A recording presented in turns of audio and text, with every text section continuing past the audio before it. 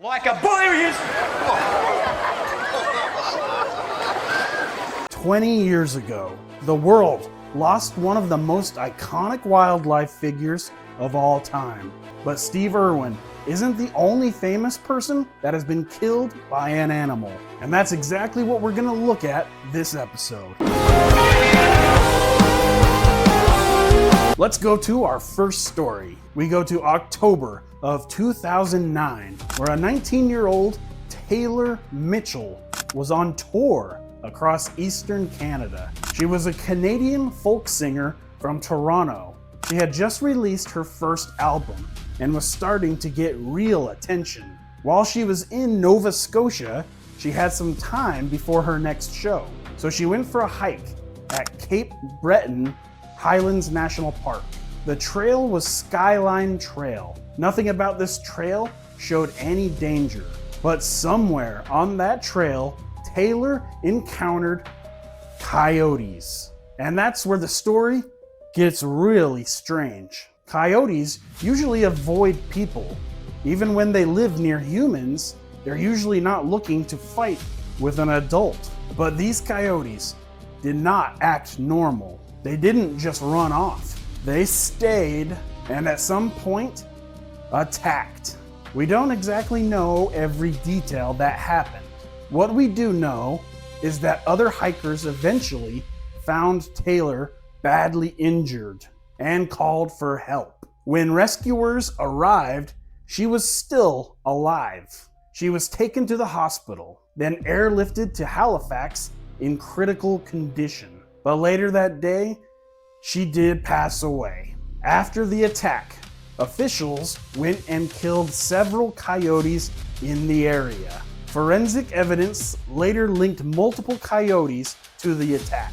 One thing they were looking for was rabies, because rabies could explain an animal acting aggressively and losing its fear of people like this. But no rabies was found, which makes this case even stranger. Taylor Mitchell's death is considered the only documented fatal coyote attack on an adult in North America. Like ever. The story of Taylor Mitchell's death is bizarre and tragic. But let's move on to our next famous person. Let's meet Jacky Boxberger. In 2001, Jacky Boxberger was on a vacation with his family in Kenya. And Boxberger wasn't just some random tourist. He was one of France's most accomplished distance runners. He competed in 4 different Olympic Games and won the Paris Marathon twice. But on August 9th, 2001, he was in Tsavo East National Park. And while his family was at a picnic, Jacky reportedly walked away from them towards a lone male elephant. He was trying to get a photo, and that's where everything went wrong. Because elephants can look calm at a distance. But if you get too close, especially a lone male, you are dealing with one of the most powerful animals on Earth. The elephant charged at Jacky. He was attacked and trampled to death. And compared to the Taylor Mitchell story, this one doesn't have the same mystery around it. We know what happened, and it's a brutal reminder. Sometimes you just get too close, and with an elephant, too close can be fatal. Next up, we go to 1920, and we meet Jose Gomez Ortega, better known as Julieto. At 25 years old, he was one of the most famous bullfighters in Spain.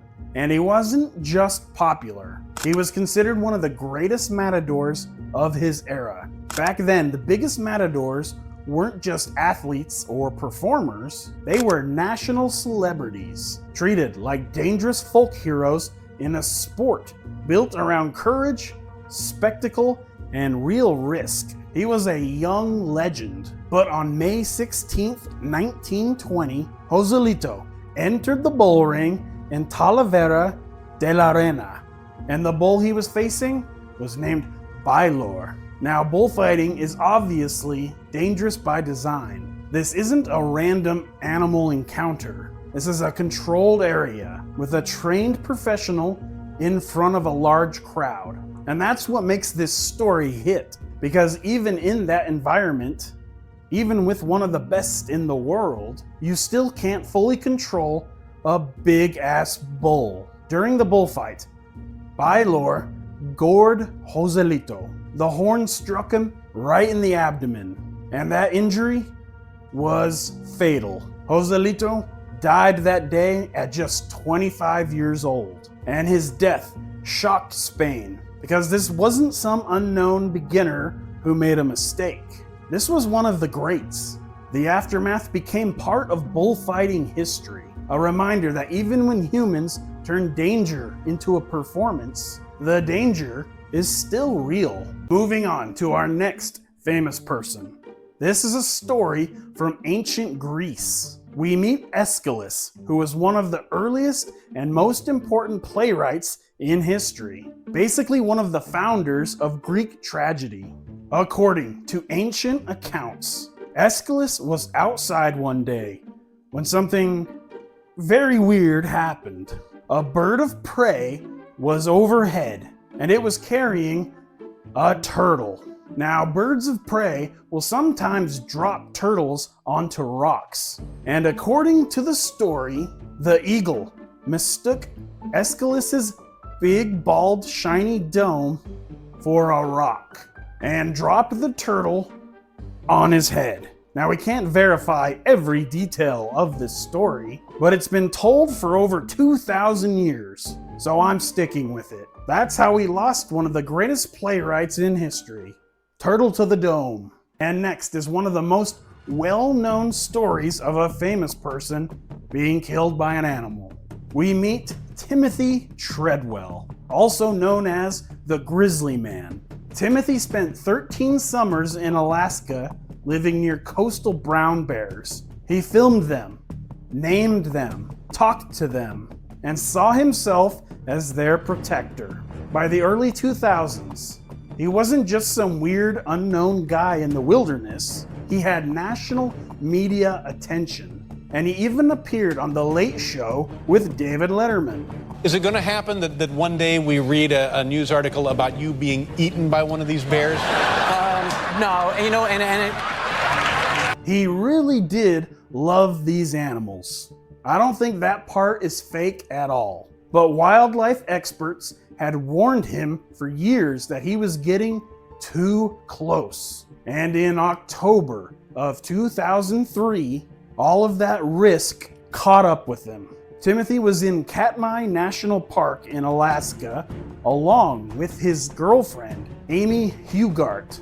While he had been camping with bears for years, this was her first time joining. On their very last day, they were camped at a bay in an area with heavy bear activity.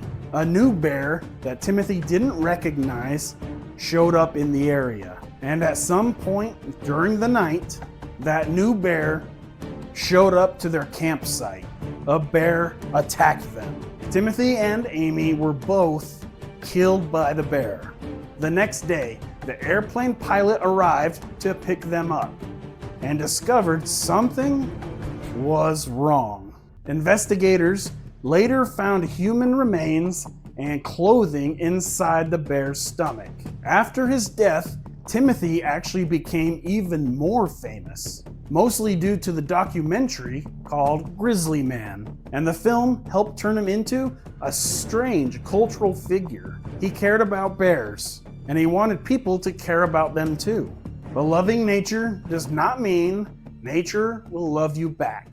It's still a tragic story. And for our last famous person, the icon himself, the crocodile hunter, Steve Irwin, an Australian wildlife expert, conservationalist, TV host, and honestly, one of the most entertaining wildlife educators who ever lived. You're trying to kill me and take my show. Oh, she's peeing on you. Oh, sorry. We all loved him, and what made him different wasn't just that he worked with dangerous animals, it was how much He clearly loved them. That's what made him special.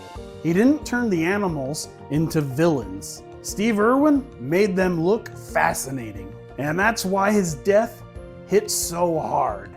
On September 4th, 2006, he was filming wildlife footage on the Great Barrier Reef off the coast of Queensland in Australia. He was in the water near a stingray. Stingrays are not typically known to be dangerous. They are not out to hurt people. So Steve Irwin's case, it's really a freak accident. So it struck at him with their venomous barb. And that barb hit him in the worst spot possible, right in his chest. And it pierced his heart. His crew got him back on the boat and tried to save him. But the injury was too severe. And just like that, Steve Irwin died at just 44 years old. And the reaction to his death was massive. Because for a lot of people, including myself, this wasn't just a normal TV host. This was the guy that made wildlife exciting. Like a boy he is. What a freaking cool guy, man. His death was tragic, but it also showed us how much of an impact he actually had. Steve Irwin didn't spend his life trying to conquer nature. He spent his life trying to understand it, protect it, and get the rest of us to care about it. And even now, 20 years later, he's still one of the main reasons why so many people care about wildlife in the first place. And the legacy didn't stop with him. His wife, Terry, and his kids, Indy and Robert, continue the work through Australia Zoo and Wildlife Warriors. They didn't just preserve his memory, they keep the mission going. All of these stories are unfortunate, but they all come from the same place. Wild animals doing what wild animals do. Did you enjoy this style of episode? Let me know in the comments. Also comment your favorite Steve Irwin memory. I want to hear about them. Be sure to like and subscribe. And all these stories really put over my catchphrase, which is, nature is random and chaotic. I will see you next time.